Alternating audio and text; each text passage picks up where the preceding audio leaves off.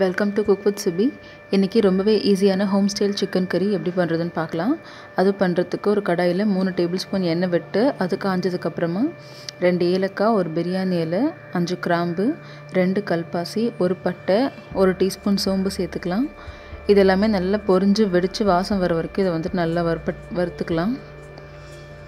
இதெல்லாம் வெடித்து வாசம் வந்ததுக்கப்புறமா 2 கொத்து கருவேப்பிலை, 1.5 கப் அளவுக்கு வெங்காயம் பொடியாக நறுக்குனதை சேர்த்துக்கிறேன். சேர்த்து நல்லா சாஃப்டாகிற வரைக்கும் வதக்கிக்கலாம். இது கூடவே நான் வந்துட்டு 1 டீஸ்பூன் அளவுக்கு கல் உப்பும் சேர்த்துக்கிறேன். வெங்காயம் வதங்கினதுக்கப்புறமா 1.25 கப் அளவுக்கு தக்காளி பொடியாக நறுக்கி சேர்த்துக்கிறேன். சேர்த்து சாஃப்டாகிற வரைக்கும் வதக்கணும். வெங்காயம் கூட சேர்ந்து தக்காளியும் நல்லா சாஃப்டாகி ஒன்றா வந்ததுக்கப்புறமா இதில் நான் 1 டேபிள் ஸ்பூன் அளவுக்கு குழம்பு பொடி சேர்த்துக்கிறேன். அது இல்லைன்னா மல்லிப்பொடி.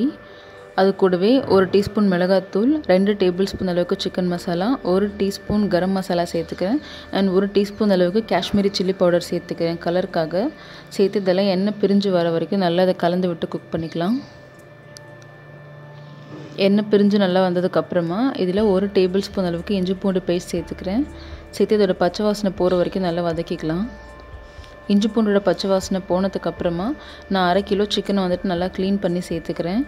இந்த சிக்கன் சேர்க்கும் போதே 1/4 கப் தண்ணியில் 1 டீஸ்பூன் அளவுக்கு இஞ்சி பூண்டு பேஸ்ட்டை மிக்ஸ் பண்ணி இந்த சிக்கன் கூடவே சேர்த்து நல்லா வதக்கிக்கலாம். அப்போ தான் உங்களுக்கு வாசமும் டேஸ்ட்டும் நல்லாயிருக்கும். அந்த சிக்கனோட ரா ஸ்மெல் ரொம்ப வராது. இதை நல்லா மிக்ஸ் பண்ணதுக்கப்புறமா மூடி போட்டு ஒரு 5 நிமிஷம் இதை நல்லா வேக வச்சுக்கலாம். 5 நிமிஷத்துக்கு அப்புறமா பார்த்தீங்கன்னாக்கா இந்த சிக்கன்லேருந்து தண்ணி விட்டுருக்கும். ஸோ இந்த ஸ்டேஜில் நான் 1 கப் அளவுக்கு தண்ணி சேர்த்து இதை இன்னும் ஒரு 8 நிமிஷத்துக்கு நல்லா குக் பண்ணிக்கிறேன். தண்ணி சேர்த்து குக் பண்ணுறதுக்காக பார்த்தீங்கன்னா நல்லா எண்ணெய் பிரிஞ்சு வர வரைக்கும் இது குக் பண்ணணும். ஸோ அது வேகிறதுக்குள்ளே ஒரு பாத்திரத்தில் நான் 1/2 கப் அளவுக்கு தேங்காய், 1.5 டீஸ்பூன் சோம்பு, 2 டீஸ்பூன் அளவுக்கு பொட்டுக்கடலை சேர்த்து நல்லா ஸ்மூத் பேஸ்ட்டாக அரைச்சி வச்சுருக்கேன். அரைச்ச பேஸ்ட்டு வந்துட்டு இந்த கிரேவி கொதிச்சிட்ருக்குல்லையே இதில் சேர்த்துக்கலாம். ஒரு 10 நிமிஷத்துக்கு அப்புறமா சேர்க்குறேன். சேர்த்துட்டு இது கூடவே இந்த மிக்ஸி ஜாரை வாஷ் பண்ணி ஒரு 1/4 கப் அளவுக்கு தண்ணியும் சேர்த்துக்கிறேன்.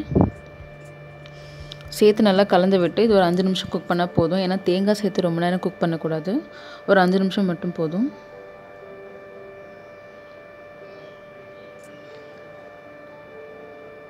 அஞ்சு நிமிஷத்துக்கு அப்புறமா வந்துட்டு பார்த்தீங்கன்னாக்கா இது நல்லா எண்ணெய் பிரிஞ்சு ஃபுல்லாக அந்த தேங்காயோட ரா ஸ்மெல், குழம்போட ரா ஸ்மெல் எல்லாம் போய் நல்லா வந்துட்டு உங்களுக்கு சிக்கன் கறியோட வாசம் வர ஆரம்பிக்கும்.